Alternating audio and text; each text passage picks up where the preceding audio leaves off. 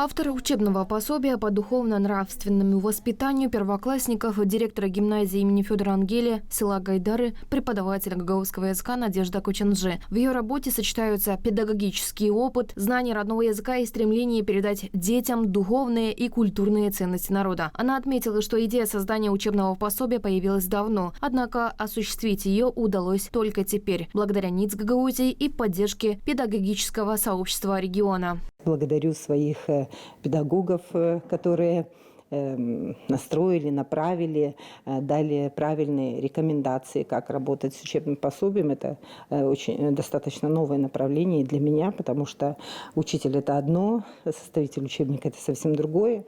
То есть необходимо было, безусловно, познакомиться с какими-то теоретическими основами, базами, хорошо изучить куррикулум этой дисциплины для того, чтобы отразить и те принципы данной дисциплины, плюс включить азы, генетический код нашего народа, гагаузский язык, для того, чтобы человеческие качества личности формировались на базе ценностей гагаузского народа.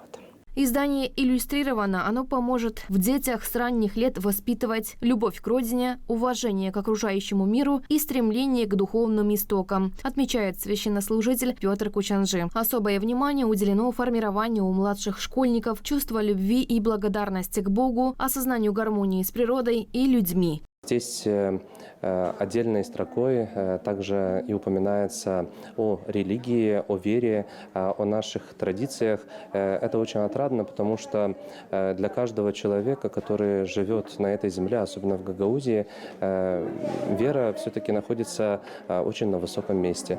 Поэтому привить ребенку еще с самых малых лет вот эти вот важные жизненные принципы, это очень важно, очень отрадно, что авторы постарались это сделать. Благодарим их за это. И, конечно же, в добрый путь. Пусть этот учебник станет хорошим подспорьем для того, чтобы дети духовно развивались.